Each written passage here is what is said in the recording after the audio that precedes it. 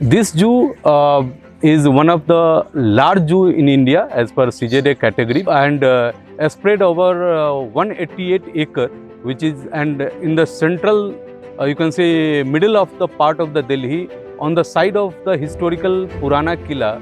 It is housing currently around 100 species and number is around 1300 odd animals of different biogeographical region of the India. I am Dr. Sanjeet Kumar, Indian Forest Service officer and heading the National Zoological Park as director since 2 years. This zoo is established in 1959 and it is only zoo which is directly you can say governed, managed by the Ministry of Forest, Environment and Climate Change. And the basic idea of any zoo is for the ex-situ conservation of the precious wildlife. At the same time, if zoo facets 4 pillars, or we can say the 4 pillars of zoo is conservation, research, education and entertainment. So, over the last 70 years, this zoo is also doing or performing all these 4 functions in the capital city of the India, and we are keeping all the animals in different you can say taxa or biogeographical region. And if we talk about the conservation, Delhi Zoo is coordinating or partner in 5 number of species under conservation program.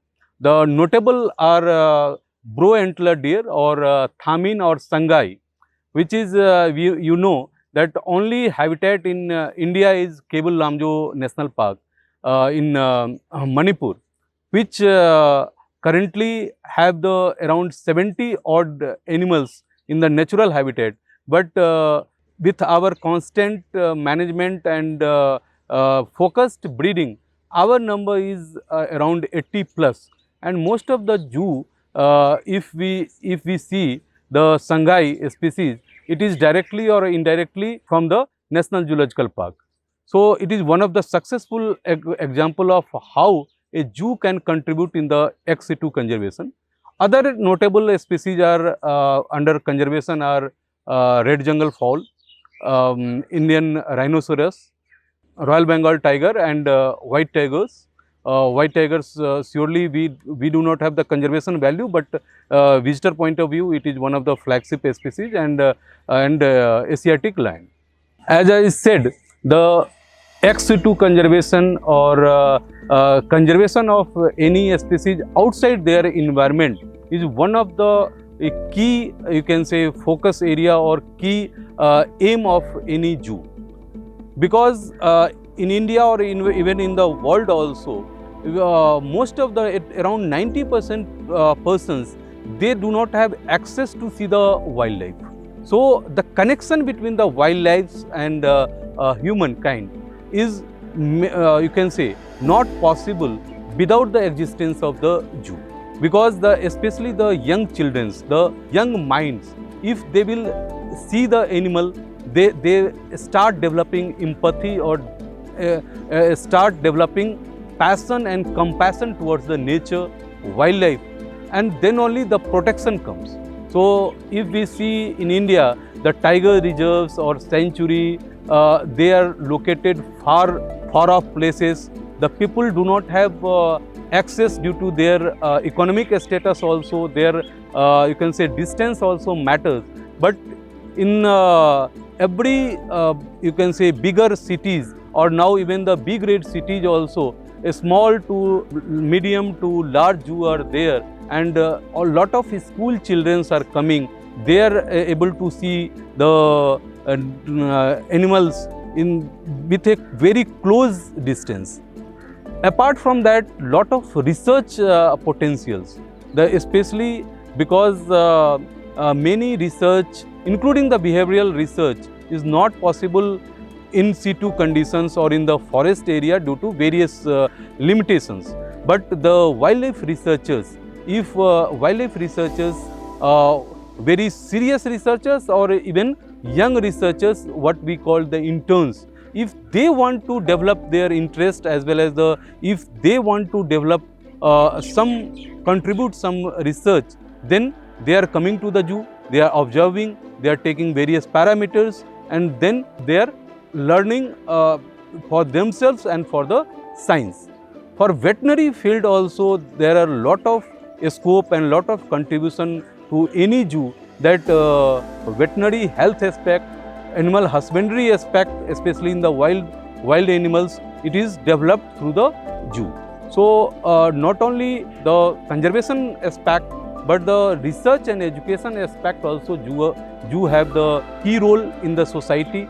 And surely the fourth pillar, the entertainment or getting you can say the feeling very happy to see the wonders of the nature, is one of the greatest contribution of the zoo. And ticketed entry also, it is very nominal, if nominal fee, like if I will say for institution inside the mid of the Delhi, it is 80 rupees adult, and for below 5 years it is free, and 5 to 12 years it is a 40 rupees. So any family, average family of 4 or 5, they can come and visit in 500 rupees. They can go with the very sweet memory. Apart from that, we are targeting the school children's, college children's in various eco days. So eco days, so they are themselves also coming, and we are also asking them to visit the zoo by the various programs on the eco days. Then zoo volunteer scheme is also recently we have launched, so that the many enthusiasts in the various aspect of the zoo management and wildlife interested persons, they can come, they can enroll themselves, and they can do various services at the zoo. And animal adoption system, that also we are revamping, so the empathy or connection with the animal. Always people wants to directly contribute to the zoo management in terms of by giving some adoption fee for the upkeep of that animal, so that belongingness to that animal or to the nature is developing in the society. In future also, zoo ambassador programs or many other programs we are starting, so that the larger section of the people, from child to senior citizens, they will connect with the nature, they will connect with the zoo.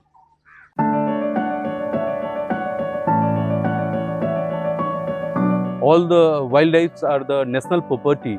We cannot sell or buy any wildlife. So there, if any zoo in India, if they want to acquire the animal, either it is through you can say exchange or through donation with the other zoo.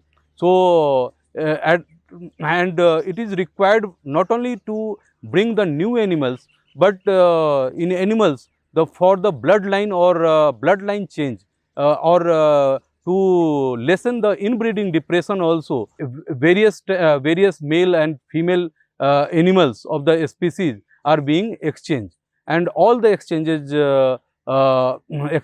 are directly, you can say, the two zoo managers are approaching each other, and it is approved by the Central Zoo Authority of India, which sees that the recipient zoo has the expertise and facility for that animal or not.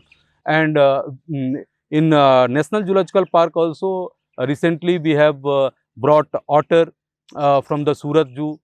We have sent various species like brow-antlered deer, red jungle fowl, and other species which are successful bred in our zoo campus. And recently also with the Patna Zoo, we are bringing one male tiger in place of the white female tiger for as a bloodline change.